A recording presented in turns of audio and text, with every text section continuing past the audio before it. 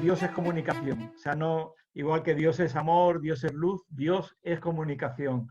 Él creó el universo usando la palabra, algo que cuando no existía el mundo, existía la palabra. Cuando la Trinidad, Padre, Hijo, Espíritu, va a crear al hombre, dialoga entre ellos, hagamos al hombre. Su mensaje se revela en unas tablas que él mismo escribe, las tablas de la ley, y en el libro de la Biblia, el Antiguo y el Nuevo Testamento. Jesús lo define Juan como el verbo, la palabra encarnada, la palabra en acción. El Evangelio significa buenas noticias, en fin, todo lo que tiene que ver con Dios en su relación con el hombre y en su esencia tiene que ver con la comunicación. De ahí la importancia. De hecho, la gran batalla en la que nosotros vivimos inmersos, la batalla espiritual del bien y el mal, Dios y Lucifer, que se inicia en el huerto del Edén, es una batalla de comunicación. Dice la serpiente, con que Dios os ha dicho, y le hace una fake news a Dios. Cambia lo que Dios ha dicho para que tenga otro sentido. De ahí que es tan importante el entender todo lo que tiene que ver con comunicación, porque es la esencia misma de Dios y la esencia de lo que nosotros vivimos en nuestra vida como creyentes. Y lo que voy a explicar es que Jesús, yo no sé si fue de una forma consciente, paso por paso, si es que el Espíritu Santo le fue guiando, pero claramente lo que él tuvo una serie de principios, que es lo que yo les quiero compartir hoy. No son fórmulas prácticas, al final intentaré dar algunos aspectos prácticos concretos, pero no son fórmulas que dicen yo hago esto y ya esto es un éxito, ¿no? Pero sí que son principios importantes y que a veces no se tienen en cuenta para aplicarlos. Lo primero es que el poder de Dios es inmenso en la comunicación. Es decir, cuando yo fui allí a Nazaret y lo visité, es un pueblo perdido en las montañas del norte de Galilea. O sea, es una aldea recóndita, incluso hoy en día. Es decir, cómo un hombre de 30 años que vivía aquí fue capaz de revolucionar Israel y revolucionar el mundo. Cuando Dios quiere algo, cuando Dios quiere comunicar algo, no busquemos no busquemos, no pongamos en primer lugar recursos, amigos, apoyos, busquemos la voluntad y el momento de Dios. Cuando Dios quiere, el poder de comunicación de Dios es inmenso. Lo segundo que llama la atención es que Jesús estuvo allí en aquella aldea perdida, trabajando 30 años de vida para 13 ministerios. Esto se puede aplicar a todos los ministerios, a todo el trabajo en la iglesia, pero hay que invertir más en formación y en preparación que en lo que tiene que ser después la vida, el desarrollo práctico, quizás más visible, ¿no? Como comunicadores en este aspecto, hace falta más formación, y no hablo solo de formación profesional, periodística, sino formación de madurez espiritual, formación de formarte en un medio. Yo creo que en las escuelas de teología, en las facultades, en las escuelas bíblicas, en la propia iglesia, haría más falta el formar en esta área de la comunicación y estos principios que yo les voy a compartir. En tercer lugar, el kairos de Dios. Hay un momento en el que Dios dice, este es el momento de que salgas, de que comuniques, de que empieces. Y sabéis que kairos significa tiempo, igual que cronos, pero cronos es el tiempo del hombre, cronómetro viene de ahí, es el tiempo natural, y kairos es cuando Dios vio el tiempo, cuando Dios vio el kairos, era el momento de Dios, y el momento de Dios no es el tiempo del hombre. Y ahí tenemos que estar sometidos, pero cuando llega el kairos de Dios, todo eso que hemos aprendido, si realmente es la voluntad de Dios y estamos en su voluntad, es cuando tenemos que dar el paso adelante, y eso es algo que Dios pone en nuestro corazón. Y ya entramos en lo que es el trabajo de comunicador de Jesús. Lo primero es un trabajo enorme. Yo también cuando estaba en Nazaret, yo muchas veces leo en el Evangelio, y viajó Jesús de Nazaret a Cafarnaúm, de Cafarnaúm a Nazaret. El camino que recorre Nazaret para llegar a Cafarnaúm son casi 50 kilómetros. Es decir, es cuesta abajo porque está en lo alto Nazaret, pero son 3-4 horas 6-7 horas caminando muy deprisa. Es decir, cada viaje que hacía Jesús, cuando llegaba a Cafarnaúm de Nazaret, eran 7 horas que había estado caminando. Después estaba continuamente con gente, invirtiendo en el recorrido. La agenda de Jesús pasaba por dedicar tiempo, esfuerzo y trabajo. Y esto es algo que a veces, si espiritualizamos mucho, creemos que Dios va a hacer todo. Dios va a hacer lo que nosotros no podemos hacer. Pero la parte que nos corresponde es importante. Y la parte de un comunicador, hay una parte de trabajo, de esfuerzo.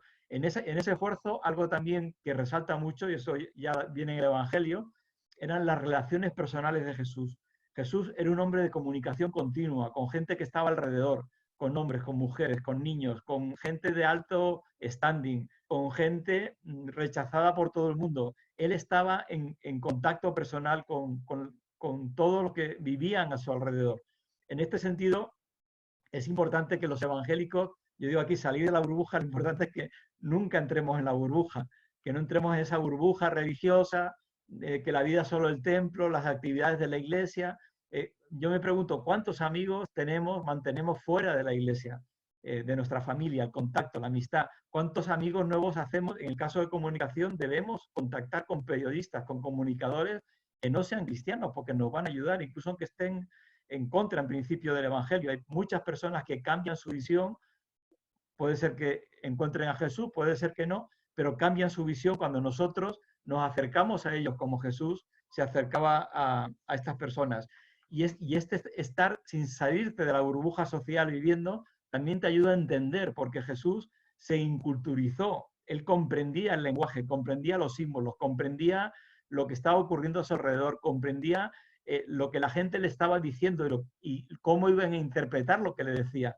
Cuando nosotros nos aislamos en eso que llaman el lenguaje de Canaán, hay veces que la gente ni nos entiende. Yo a veces veo chats de Facebook de debates entre evangélicos, digo, esto lo lee un no creyente y no entiende nada. Incluso a veces se asusta, ¿sí? Porque hablamos un lenguaje casi para ellos esotérico, ¿no? De Dios me ha tocado, en fin, cosas que si no conoces ya la Biblia y eres un creyente convertido a Jesús, se queda fuera del mensaje, ¿no? No estás comunicando. Y aquí llegamos a una parte muy importante. Aquí fue donde el Señor sí que me habló de una manera tremenda, ¿no? Estando allí en Cafarnaúm.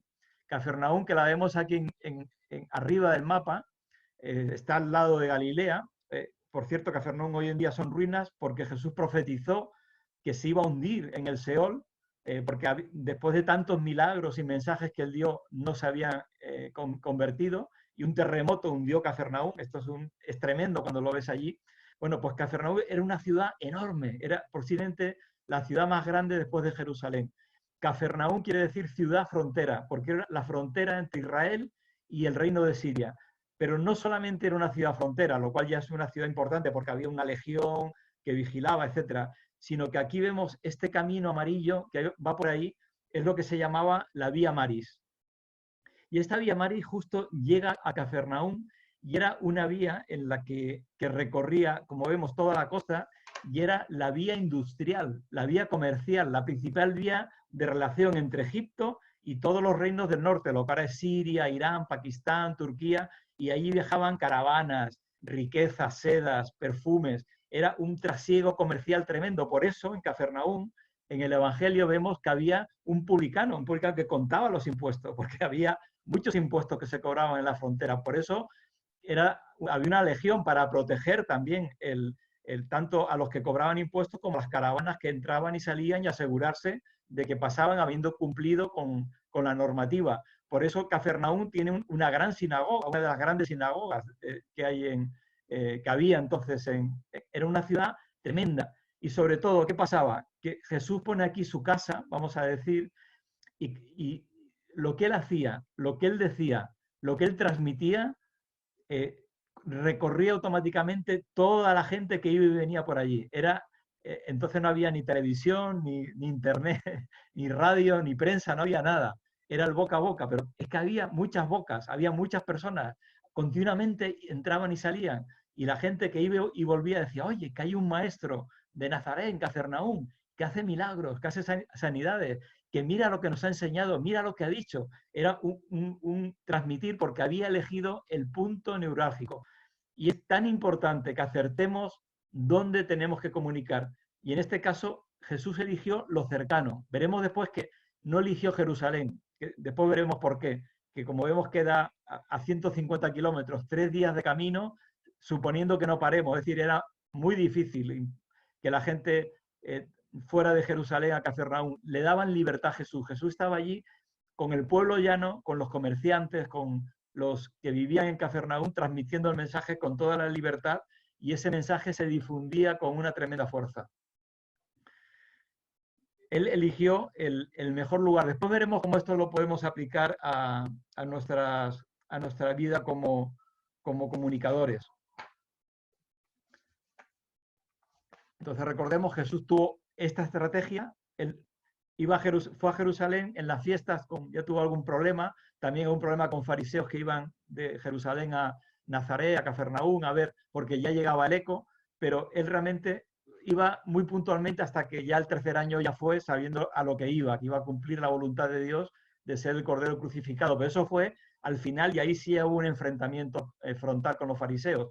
Pero aquí él iba dando el mensaje, el mensaje el mensaje que él tenía para la gente, para que la gente le calara. Porque, bueno, no me adelanto. Él evitó Jerusalén, ¿por qué? Esto lo razono yo. Porque si él hubiera ido a Jerusalén, hubiera sido el foco mediático, hubiera tenido el mismo impacto, pero hubiera sido tan tremendo el choque, tan brutal como ocurrió después, que igual lo hubieran crucificado en no sé cuánto tiempo, pero en muy poco tiempo. No hubiera tenido el tiempo de transmitir, de formar, de enseñar a los discípulos, de que hubiera ya de hecho, cuando resucitó, ya había un montón de gente que había creído en él, estando como maestro, y mucho más después como hijo de Dios resucitado. Entonces, él prefirió acercarse primero a la gente que sabía que iba a recibir su mensaje, por lo menos muchos de ellos, tener, entre comillas, una masa social, una masa de personas que habían escuchado, y una vez que él tuvo esa capacidad de influencer, hablando del lenguaje de hoy, que ya tenía los followers que le estaban siguiendo, ella dijo, ya he hecho esto, ya he conseguido que mi mensaje llegue ahí, ya voy a la otra parte de mi misión, que es la parte terrible, que era la de enfrentarse a los fariseos y la de morir en la cruz.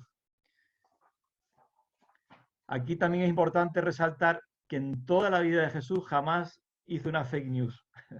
Quiero decir, hoy en día uno de los grandes problemas de los medios de comunicación generales, pero también de medios de comunicación cristianos y cristianos, vamos a decir, que se expresan, sobre todo en redes sociales, son fáciles de caer en fake news, son crédulos. Hay que ser muy sólidos para argumentar, para defender. Aunque hay una noticia o algo que parece que apoya maravillosamente lo que es la fe, la Biblia, hay que estar muy seguro, porque si después es mentira, eso nos quita toda la credibilidad. Jesús tenía toda la credibilidad porque todo lo que él dijo en cuanto a promesas, en cuanto a hechos, se cumplieron. Lo segundo, también en general a los creyentes y a los medios cristianos les gustan las bad news. Nos encanta lo apocalíptico, nos encanta decir lo terrible. Ahora mismo con el coronavirus, bueno, todas las conspiraciones, todas las cosas. Jesús, si os fijáis, se fijan, habla de la segunda venida, habla del fin de los tiempos, pero habla muy poco. Realmente él lo que hace es el God and Good News.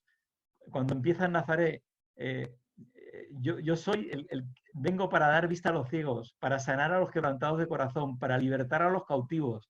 Ese es el mensaje de Jesús. Ese es el mensaje que da cuando habla de la oveja perdida, de la moneda perdida, del hijo pródigo.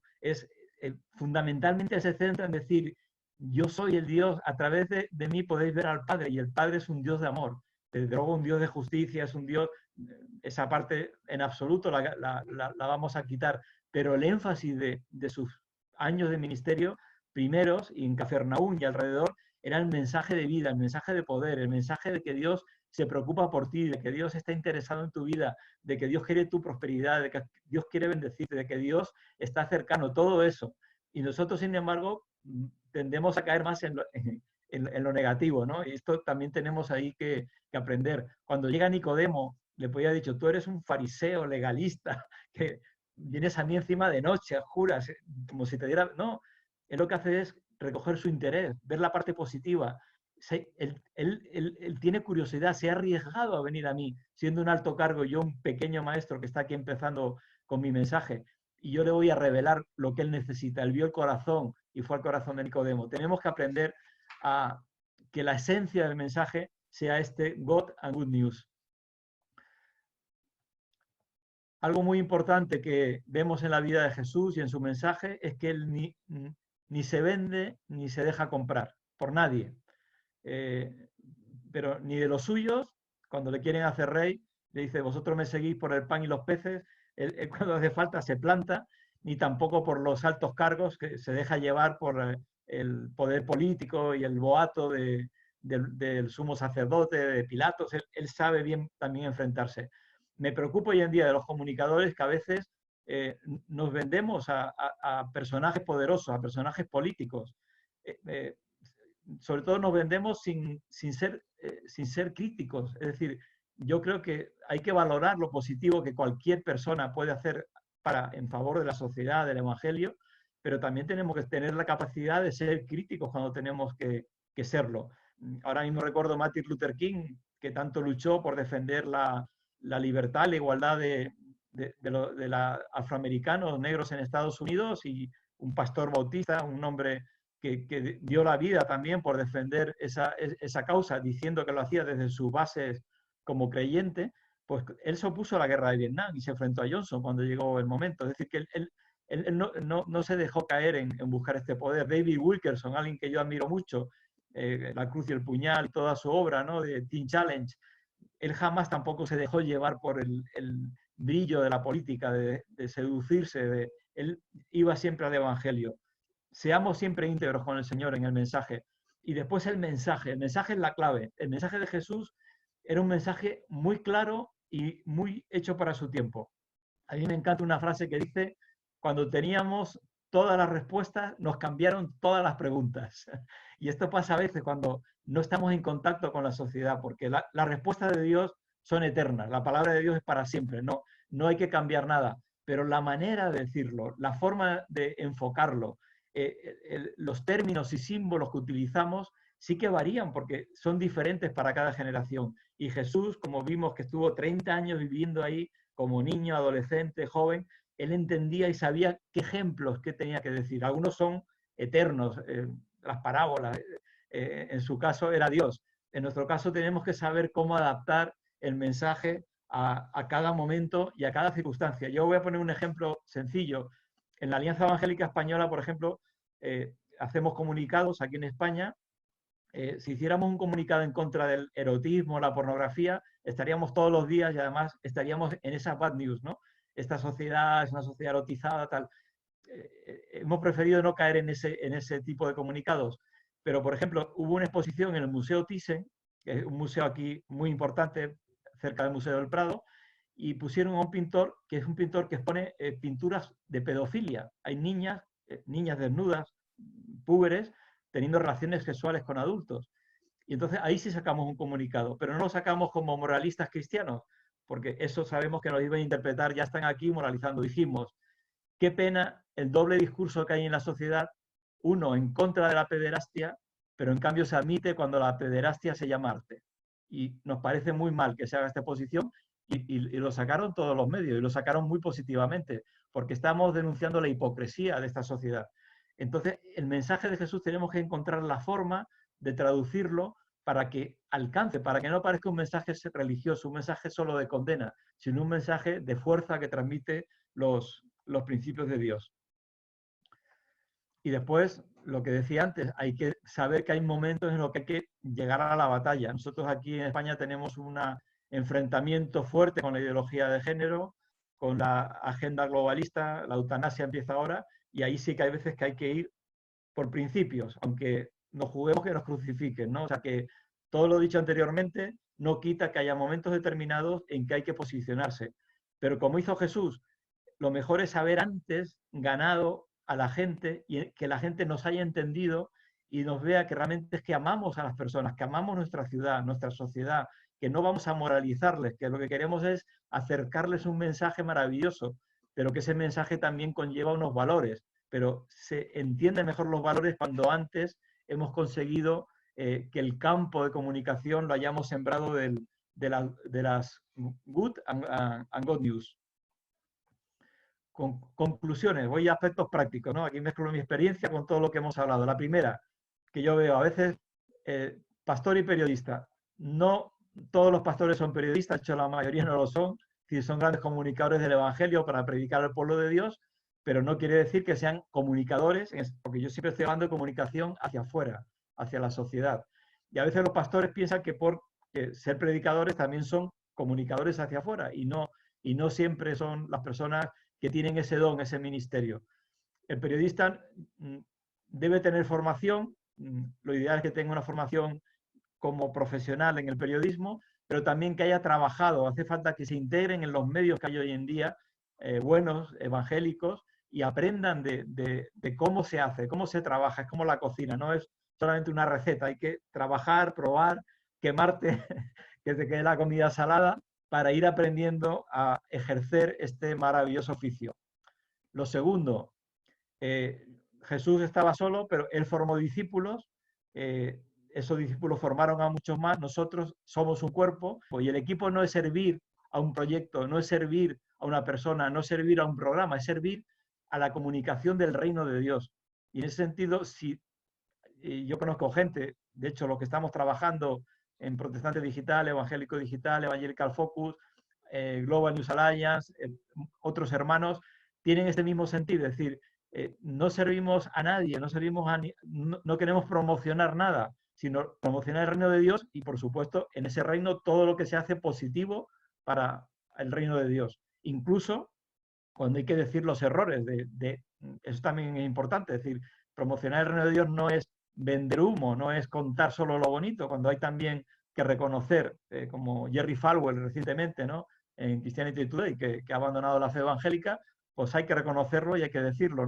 Eso nos da credibilidad, porque si reconocemos lo que no nos es positivo, que es cierto, nos reconocerán lo que es positivo porque saben que no eludimos el decir lo que es verdad. Y el equipo es gente creciendo junta e incluso superando a los maestros y desarrollándose en la comunicación. Y para esto hace falta también una visión en la que sea esta visión de cuerpo y de equipo de comunicadores. Esto significa que el Ministerio de Comunicación debe estar supervisado, yo no creo en los ministerios que vayan por libre, pero supervisados con autonomía de funcionamiento. Esto es un equilibrio, ¿no? Es un medio que funciona como medio, pero tiene alguien que en un momento determinado le puede corregir, le puede animar o le puede sugerir líneas de actuación. Y trabajar, como hemos visto antes, las relaciones personales, periodistas, influencers, creyentes y no creyentes. Es muy importante los no creyentes porque a veces parece como no creen, no, vamos a acercarnos y a escucharles también. A veces nos dicen cosas muy interesantes y esto es tiempo que tenemos que dedicar. Y lo que decía al principio, empezar por lo común, evitar en principio, en lo posible, ya digo, mientras no sea esencial, lo conflictivo. Porque crea una falsa imagen. Ya digo, Jesús no era una persona conflictiva, era una persona que no dejaba a nadie indiferente. Y después que era conflictivo para los fariseos, saduceos, porque les quitaba el tinglado que tenían montado, pero era alguien que era muy cercano, alguien que se preocupaba, incluso por los que nadie se preocupaba. Lo siguiente es el mensaje claro para nuestro tiempo. Ahí es muy importante la labor que está haciendo Iglesia Life y Global Community, la labor de los medios de comunicación. Nosotros tenemos comunicadores que opinan, aparte de que informemos, que opinan de la actualidad, y esto es muy importante, que haya gente que analice la actualidad, que se acerque a ella, que la debata, que se acercará mejor o peor, acertará a veces más o menos, pero no importa, el caso es que intentemos llevar la Biblia a la realidad que nos rodea. Un mensaje claro, nosotros tenemos en España la suerte de la Alianza Evangélica Española, que es un think tank, es un órgano donde hay personas con mucha solidez y en muchos teólogos, psicólogos, pastores, comunicadores, en fin, todas las áreas que podemos pensar de la sociedad y que reflexionan sobre la actualidad y hacen estos comunicados, como decía antes. Discernir los tiempos, la ola del surf, la comunicación es una ola del surf. Si te lanzas antes de la actualidad, la ola te sepulta. Cuando llega la ola ya ha pasado tu momento. Y si tardas y opinas cuando ha pasado la actualidad, estás desfasado. Hay que pillar justo el momento de la actualidad y en ese momento entrar y acertar con el mensaje que Dios tiene para ese momento de la sociedad. Ahora coronavirus, racismo, el tema de elecciones, la ideología de género, hay que saber estar en el momento. Y cuando llegue el choque, ser firmes y valientes. Yo, en fin, no voy a contar detalles, pero han estado a punto de cerrarnos Protestante Digital aquí en España por definirnos, cuando tuvimos que definirnos, pero el Señor nos protegió y aquí seguimos adelante. Y lo último, las redes sociales no son Cafarnaúm. Hemos hablado mucho de Cafarnaúm, del lugar que Dios escogió, del lugar donde Jesús vivió, dio su mensaje, y eso no son las redes sociales. Las redes sociales son un caos, la mayoría de las veces. Ahora, lo que sí podemos es llevar Cafarnaúm a las redes sociales. Tenemos que ser capaces de, en nuestras redes, en lo que nosotros controlamos personalmente, como medios, como entidades, lo que hacía Jesús a ese ámbito nuestro, es decir, un ámbito cercano, un ámbito de actualidad, un ámbito donde miremos con empatía a los que nos rodean, donde si debatimos sea para llevarles un mensaje de esperanza y no cabe duda, y alguna vez para confrontar si es necesario, pero que eso sea lo que menos alcance a las redes sociales. Nuestras redes sociales deben ser unas redes tipo Cafarnaúm, de luz, de claridad, de mensaje bíblico, pero el mensaje que alcanza al ser humano, no que lo condena, y cuando hace falta sí poner las cosas en su sitio.